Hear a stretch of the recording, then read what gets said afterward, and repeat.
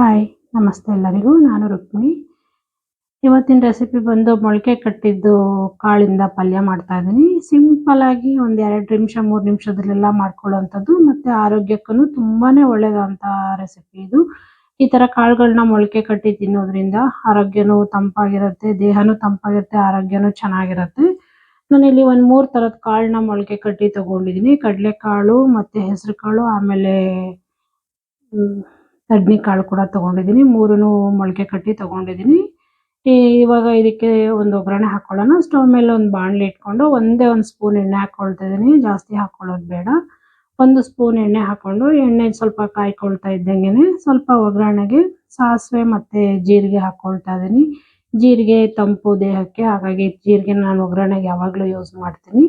ಜೊತೆಗೆ ಒಂದು 3 ಹಸಿರು ಮೆಣಸಿನ್ಕಾಯಿ ಸಣ್ಣಕ್ಕೆ ಕಟ್ ಮಾಡಿ ಹಾಕ್ಕೊಂಡಿದ್ದೀನಿ.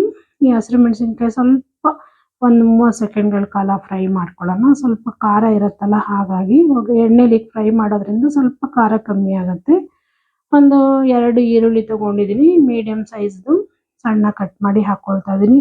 ಈರುಳ್ಳಿನೂ ಕೂಡ ಇಲ್ಲಿ ಜಾಸ್ತಿ ಫ್ರೈ ಮಾಡೋದೆಲ್ಲ ಬೇಡ. ಜೊತೆಗೆ ಒಂದು ಕರಿಬೇವು ಕೂಡ ಹಾಕ್ಕೊಳ್ಳೋಣ.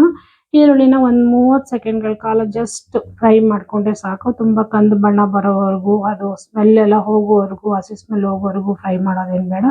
ಜಸ್ಟ್ ಒಂದು 30 ಸೆಕೆಂಡ್ ಈ ಥರ ಕೈ ಆಡಿಸ್ಕೊಂಡ್ರೆ ಸಾಕು. ಇಲ್ಲಿ ಕಾಳುಗಳ ಜೊತೆಗೆ ಸ್ವಲ್ಪ ಈರುಳ್ಳಿನ ಹಸಿ ಹಸಿಯಾಗಿ ಇರಬೇಕು ನೋಡಿ. ಕಾಳು ಕೂಡ ಇವಾಗ ಮಿಕ್ಸ್ ಮಾಡ್ಕೊಳ್ತಾ ಇದ್ದೀನಿ. ಇದ್ರ ಜೊತೆಗೆ ರುಚಿಗೆ ತಕ್ಕಷ್ಟು ಉಪ್ಪು ಕೂಡ ಹಾಕ್ಕೊಂಡು ಜಸ್ಟ್ ಒಂದು 2 ನಿಮಿಷ ಅಷ್ಟೇ ಇದನ್ನು ಲೈಟಾಗಿ ಫ್ರೈ ಮಾಡ್ಕೊಳ್ಳೋಣ. ಮೀಡಿಯಮ್ ಫ್ಲೇಮಲ್ಲೇ ಇಟ್ಕೊಂಡು ಇದನ್ನು ಫ್ರೈ ಮಾಡ್ಕೊಳ್ಳೋಣ. ಜಾಸ್ತಿ ಬೇಯಿಸೋಕ್ಕೆಲ್ಲ ಹೋಗಬಾರ್ದು. ಸ್ವಲ್ಪ ಆದಷ್ಟು ಕಾಳುಗಳು ಹಸಿ ಹಸಿ ಇದ್ರೇ ತಿನ್ನೋಕ್ಕೆ ಒಳ್ಳೆಯದು, ಆರೋಗ್ಯಕ್ಕೆ ಒಳ್ಳೆಯದು ತಿನ್ನೋದ್ರಿಂದ. ನೋಡಿ ಆಗಿದೆ. ಇವಾಗ ಒಂದು 2 ಸ್ಪೂನ್ ಆಗೋಷ್ಟು ಒಣ ಕೊಬ್ಬರಿ ತುರಿ ಹಾಕ್ಕೊಳ್ತಾ ಇದ್ದೀನಿ. ಕೊಬ್ಬರಿ ತುರಿನ ಅಷ್ಟೇ ಜಾಸ್ತಿ ಹಾಕ್ಕೊಳ್ಳೋಕೆ ಹೋಗಬಾರ್ದು. 1ರಿಂದ 2 ಸ್ಪೂನ್ ಅಷ್ಟೇ ಯೂಸ್ ಮಾಡಿದ್ದೀನಿ ಇಲ್ಲಿ. ಜೊತೆಗೆ ರುಚಿಗೆ ಕೊತ್ತಂಬರಿ ಸೊಪ್ಪು ಸ್ವಲ್ಪ ಉದುರಿಸ್ಕೊಳ್ಳೋಣ.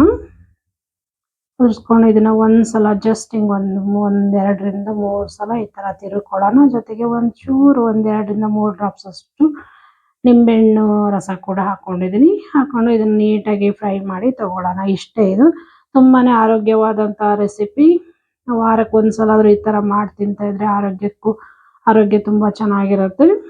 ನೋಡಿ ಇಷ್ಟೇ ಇದು. ಈ ಮೊಳಕೆ ಕಾಳಿನ ಪಲ್ಯ ನಿಮ್ಗೆ ಇಷ್ಟ ಆಯಿತು ಅಂದ್ಕೊಳ್ತೀನಿ. ಇಷ್ಟ ಆದರೆ ದಯವಿಟ್ಟು ಶೇರ್ ಮಾಡಿ, ಲೈಕ್ ಮಾಡಿ, ಸಬ್ಸ್ಕ್ರೈಬ್ ಮಾಡ್ಕೊಳ್ಳಿ. ಹಾಗೆ ಪಕ್ಕದಲ್ಲಿರೋ ಬೆಲ್ ಐಕನ್ ಕೂಡ ಕ್ಲಿಕ್ ಮಾಡಿ ಅಂತ ಕೇಳ್ಕೊಳ್ತೀನಿ. ನಾನು ಯಾವುದೇ ವಿಡಿಯೋ ಹಾಕಿದ್ರೆ ನಿಮಗೆ ನೋಟಿಫಿಕೇಶನ್ ಬರುತ್ತೆ. ದಯವಿಟ್ಟು ಸಬ್ಸ್ಕ್ರೈಬ್ ಮಾಡ್ಕೊಳ್ಳೋದನ್ನ ಮಾತ್ರ ಮರಿಬೇಡಿ. Thank you for watching.